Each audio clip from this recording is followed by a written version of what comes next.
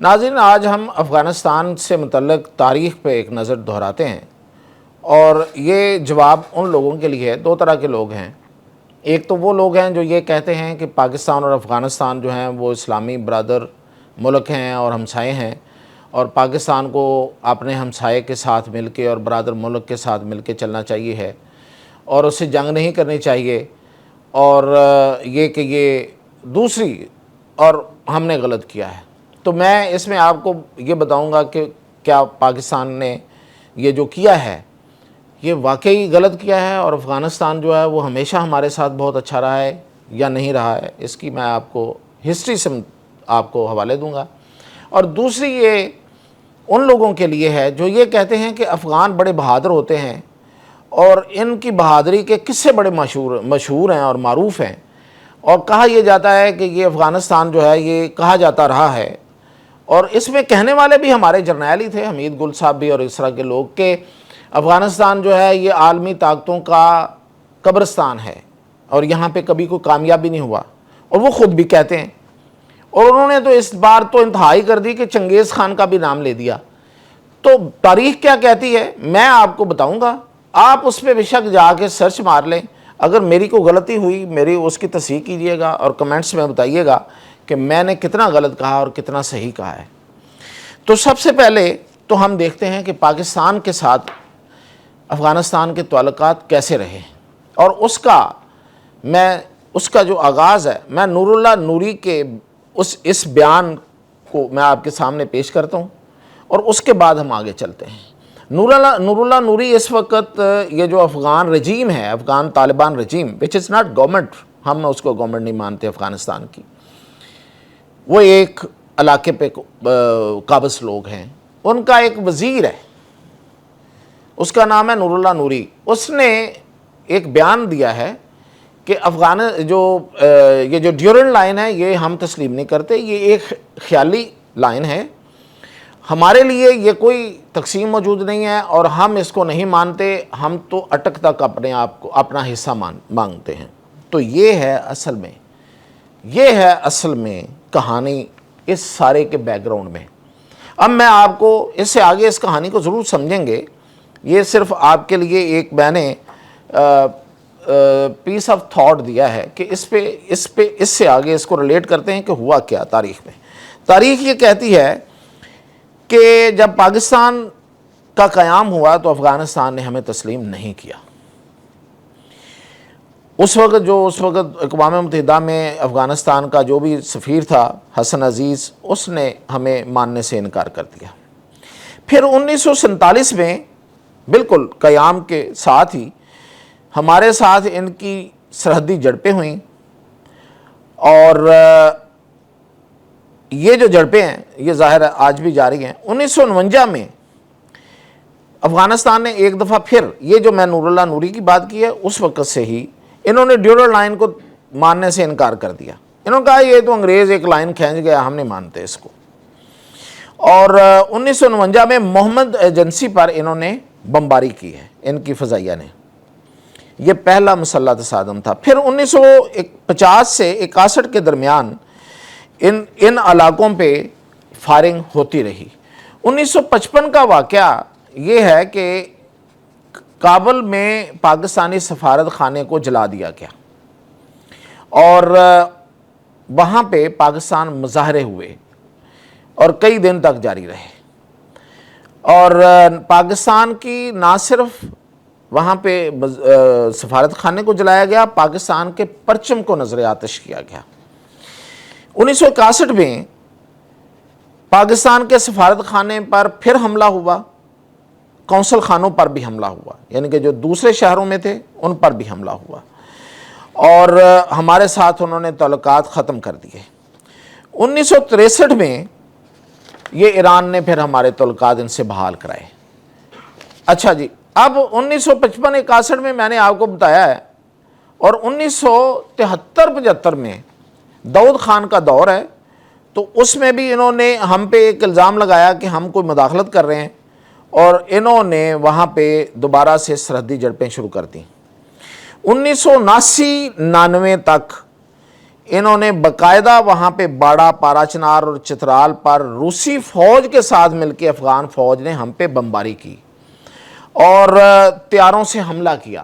اور یہ آپ کو یہ بھی یاد ہونا چاہیے کہ باجوڑ اور دوسرے جو علاقے ہیں وہاں پہ انہوں نے، اور باجوڑ اور تیرا میں انہوں نے آ کے جھنڈے گاڑ دیے اور اس پہ آزاد افغانستان لکھا گیا. 2001 کے بعد انہوں نے پھر بھی ہمارے ساتھ ان کی جھڑپیں رہیں، اور اب میں آپ کو اس کا خلاصہ یہ بتاتا ہوں کہ 1949 سے 61 کے درمیان 3 سے 5 بار ان کی ہماری جھڑپیں ہوئیں. 1973 سے 1979 کے درمیان 3 سے 4 بار جھڑپیں ہوئیں. 1979 سے 99 تک درجنوں جھڑپیں ہوئیں اور آج بھی جاری ہیں. ٹی ٹی پی کی صورت میں یا کسی بھی صورت میں یہ ہم پہ انہوں نے دہشت گردی اور مسلح لوگ مسلط کیے ہوئے ہیں. بلوچستان سے کسی کو مسئلہ ہوا تو وہ اٹھ کے افغانستان چلا گیا اور وہاں ان کو ٹریننگ کیمپ مل گئے. پیپلز پارٹی اس وقت جو بھی الذوالفقار بنی ان کو ٹریننگ کیمپ مل گئے. طالبان اٹھے، وہ جہاد کرتے رہے، جیسے ہی جہاد ختم ہوا عالمی انٹرنیشنلی ڈالر کا آنا بند ہو گیا، ان کے کیمپ وہاں بن گئے. تو یہ افغانستان جو ہے یہ ہمیشہ پاکستان کے لیے مصیبت کی جگہ رہی ہے. یہ افغانستان ہمیشہ پاکستان پہ حملہ آور رہا ہے. یہاں سے اٹھنے والے، یہاں سے جانے والے لوگ جو ہیں وہ وہاں پہ جا کے ان کو پناہ ملتی رہی، ان کو وہ ٹریننگ کیمپس بنا کے دیتے رہے، ان کی وہاں پہ ٹریننگ ہوتی رہی اور وہاں سے تیار ہو کے جتھے ہم پہ حملہ آور ہوتے رہے اور وہ آج تک جاری ہیں. تو یہ تو ان لوگوں کے لیے جواب ہے جو یہ کہتے ہیں کہ افغانستان کے ساتھ ہم نے یہ سب کچھ کر کے برا کیا. تو یہ اب آپ نے فیصلہ کرنا ہے کہ ہم نے برا کیا یا انہوں نے ہمارے ساتھ ہمیشہ برا کیا. اب آتے ہیں کہ افغانستان سے متعلق ایک مت ہے جس کو ابھی متقی، جسے میں پنڈت متقی کہہ رہا ہوں، اس نے بھارت میں بیٹھ کے بیان کیا اور ہمیں سبق سکھانے کی کوشش کی. انہوں نے کہا کہ سبق سیکھیں چنگیز خان سے لے کے اور رشیا اور امریکہ اور پتہ نہیں کیا کیا انگریز. اب یہ میں آپ کو تاریخ بتا رہا ہوں، آپ جائیں اور تاریخ کے اوراق کھولیے، پلٹیے اور اس میں سے یہ دیکھیے اور مجھے ضرور آگاہ کیجئے. بے شک پھر مجھے متون و ملون کہیں قرار دیجئے، لیکن ایک دفعہ ضرور اس کی تصدیق کرنا ضروری ہے کہ کیا سکندر کے دور سے، جو کہ بیفور کرائسٹ یعنی کہ بی سی کا دور ہے، کتنے ہزار بی سی پہلے کا دور ہے، اس سے بھی پہلے چلے جائیں تو اصفہان ہوا کرتا تھا. ایک اصفہانی حکومت ہوتی تھی. یہ جو ایران ہے اسی کے جو لوگ تھے یہ اس علاقے پہ حکومت کرتے تھے اور وہ یونان تک کرتے تھے. اصل میں اسکندر جو ہے، جس کو بعد میں لوگوں نے اسکندر اعظم کہا، میں تو نہیں کہتا اس کو اسکندر اعظم، اسکندر جو ہے اس کی لڑائی اصفہانیوں سے ہوئی ہی اسی وجہ سے تھی کہ یہ حکومت وہاں تک تھی اور وہ اس کا جو والد تھا وہ وہاں پہ ایک چھوٹے سی راجواڑے کا سربراہ تھا. حکومت چھوٹی سی حکومت تھی اس کی، تو اصفہانیوں سے اس کی مڑ بھیڑ ہوتی تھی اور اصفہانی اس کی ٹھکائی کرتے تھے اور اس چیز کا قلق اور دکھ تھا اسکندر کے دل میں. تو اس نے پلٹ کے ایک فورس بنائی اور حملہ کیا اصفہانیوں پہ. جب اصفہانیوں پہ حملہ کیا تو اس وقت، یہ میں آپ کو کئی صدیاں پرانی بات بتا رہا ہوں، اس وقت اصفہانی جو تھے وہ اس پورے افغانستان سمیت پورے افغانستان پہ، پورے کابل پہ قابض تھے. یہی وجہ ہے کہ جب وہ اصفہان کو فتح کرتا ہے، ان کی فوجوں کو شکست دیتا ہے، تو وہ اسی رستے سے، یہ جو افغانستان کا رستہ ہے، اسی سے وہ پاکستان میں داخل ہوتا ہے. پاکستان اس وقت پاکستان یعنی کہ اس وقت وہ انڈیا میں داخل ہوتا ہے، تو وہ اسی افغانستان سے گزر کے آیا تھا. تو یہ اس وقت اصفہانیوں کے زیر تسلط تھا اور وہاں سے پھر اب سکندر جو ہے وہ رونتا ہوا گزر کے آتا ہے. آگے آتے ہیں، سکندر نے پھر کیا، یعنی کہ پہلے اصفہانیوں پھر سکندر نے. اس کے بعد آ جاتے ہیں چنگیز خان. چنگیز خان نے جنگیز نے اس کو فتح کیا ہے. یہ جو کابل ہے، کابل کا نام اس کے بیٹے کے نام پہ ہے، وہ کابل خان تھا، اس کے نام پہ آئیے. تو یہ چنگیز خان نے بھی اس کو فتح کیا. آگے آتے ہیں بعد میں کہ اس کے بعد پھر کون کون سے فاتح یہاں پہ رہے. اس کو نادر شاہ نے فتح کیا، نادر شاہ ایرانی جو بھی اس کو کہتے تھے. اس کو غزنوی نے فتح کیا، اس کو بابر نے فتح کیا، اس کو ایسٹ انڈیا کمپنی نے 3 دفعہ فتح کیا. چھوڑیں 1 منٹ یہاں رکیے گا. اس سے پہلے ایسٹ انڈیا کمپنی سے پہلے اس پر ایک رام پال ایک ہندو تھا، اس نے یہاں پہ حکومت کی ہے. کئی سال اس کابل پہ حکومت کی ہے. پھر اس پہ ہری سنگھ نلوا، جس کے نام پہ ہری پور ہے، ہری سنگھ نلوا نے حکومت کی ہے. اور اتنا ظلم ڈائے ہیں اس نے اس پورے افغانستان کے اس علاقے پہ اور کابل سمیت، کہ مائیں جو ہیں وہ ہری سنگھ نلوا کے نام لے کے بچوں کو ڈرایا کرتی تھی.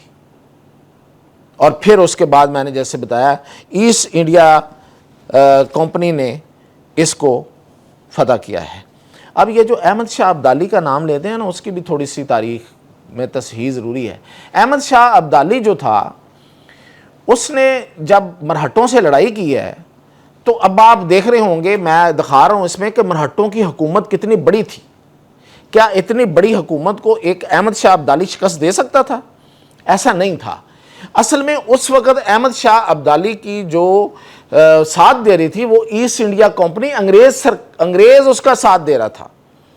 اور انگریز نے اس کو جو نواب آف اودھ ہے اس کو دیا تھا، اور اس کی فوج اس کے ساتھ لڑی تھی. احمد شاہ ابدالی کے ساتھ کتنے پٹھان تھے؟ کوئی تاریخ نکال کے مجھے بتا دیں. کتنی پٹھان فوج تھی اس کے پاس؟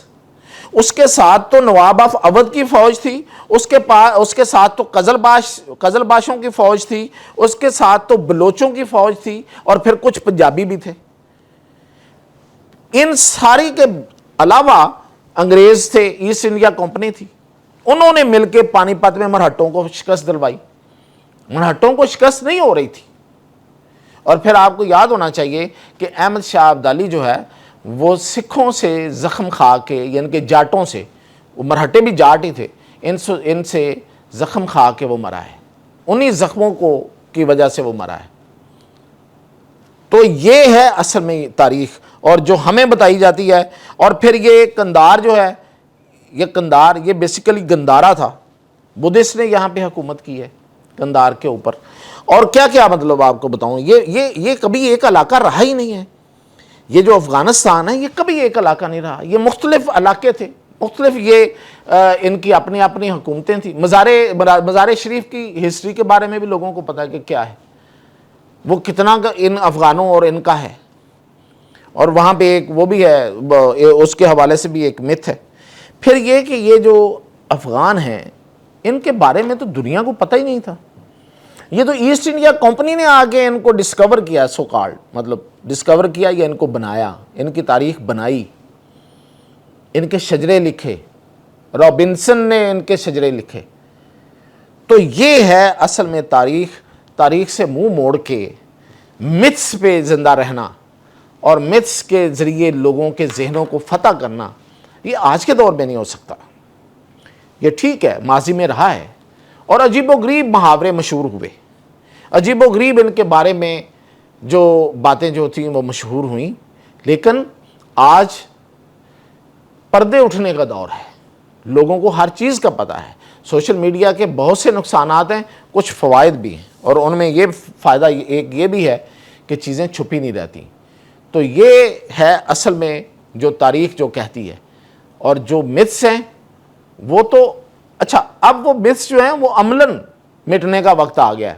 لیکن یہ باتیں کرنے کا صرف مقصد یہ ہے کہ جو بیٹھ کے صرف باتیں کرتے ہیں نا ان کو بھی بتایا جائے. اجازت دیجیے.